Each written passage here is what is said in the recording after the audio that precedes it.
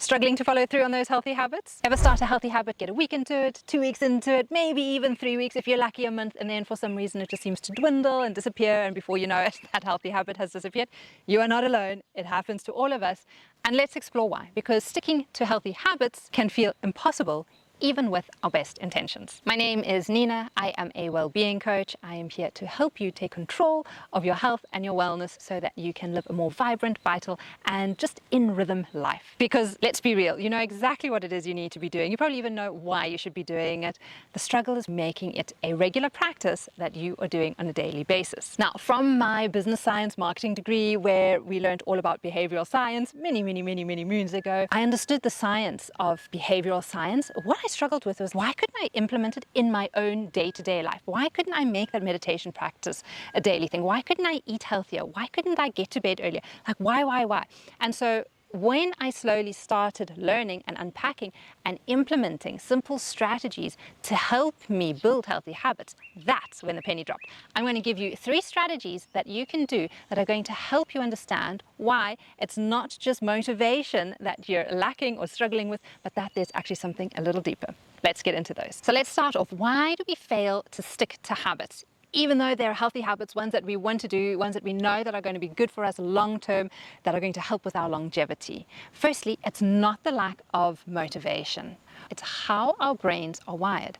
Our brains don't like stress and overwhelm. And a new habit, even if it is a healthy habit, can bring about a sense of stress and overwhelm to our brain. Our brain loves certainty. As soon as there's uncertainty, it has to use more energy to get things done and to work things out, and our brains want to conserve energy. So building a new habit means that we have to use more energy, and our brain doesn't want to spend energy doing that. And so that's why it's so easy to fall back on old habits that have become part of our life, like collapsing on the couch at the end of the day, grabbing that glass of wine, going for the cup of coffee or the sugary treat when we feel like the energy is low, because that is a habit that we are in. Now, a habit is something that you literally do on autopilot. You wake up, you brush your teeth, you wake up, you go to the loo. The secret to creating healthier habits is to train the brain in small little doses on taking action on the better habit, and to try and rewire it that way so that it now becomes an automated process. And this brings me to the first concept, which is the habit loop. And there are 3 parts to it. One is the cue. So maybe you wake up in the morning,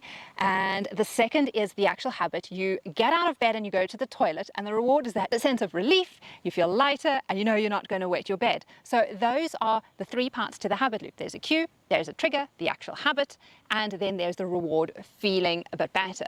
Now, say for example, you want to create a habit of tongue scraping.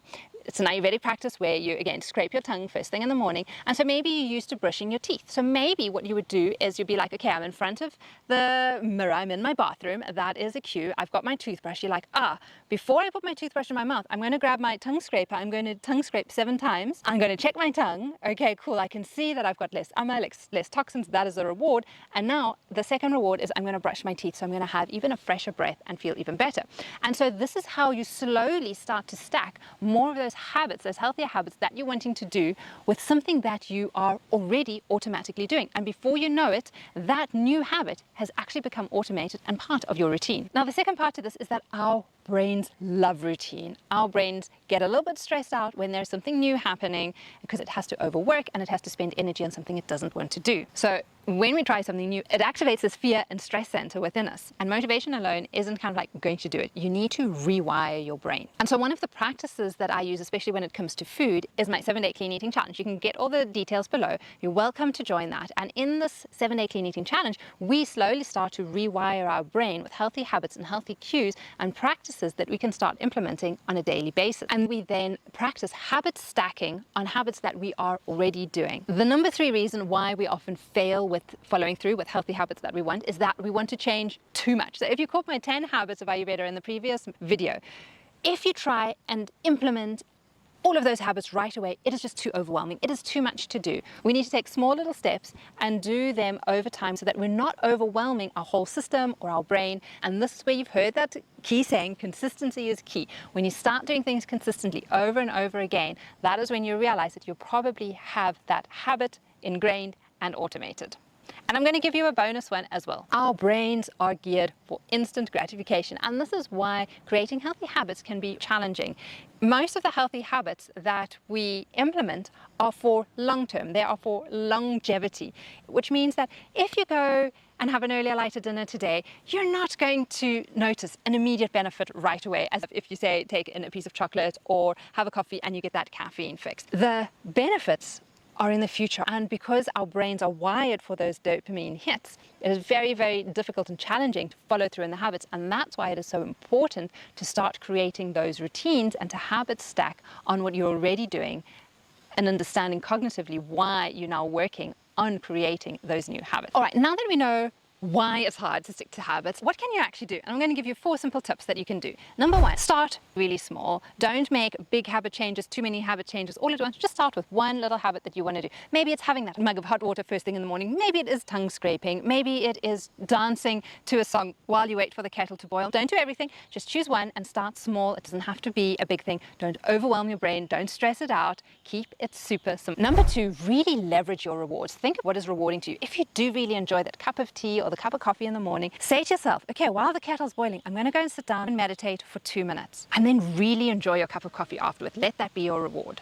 Find rewards that are meaningful to you. Ideally, you want to actually stick away from like any food type of rewards, but start simple and start with something that is already in your system that you can piggyback off of. Number 3 is align with your future self, with your identity, this new identity that you're wanting to create. And so it's not about like, oh, I want to become a morning person. Just say, I am a morning person, or I'm practicing healthy habits that support my new lifestyle. Look at the way you're wording who you are and your identity. I am a person who eats healthy. I am a person who eats well. I am a person who chooses vegetables over sweets.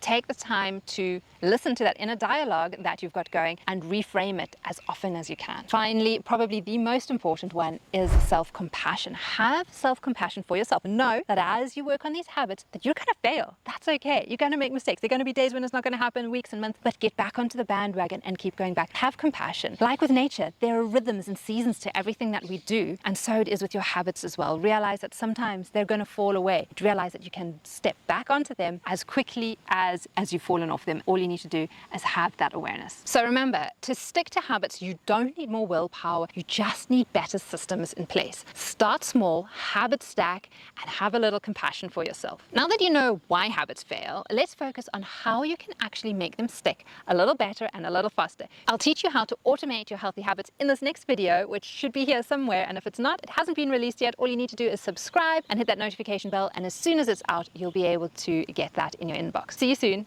Cheers.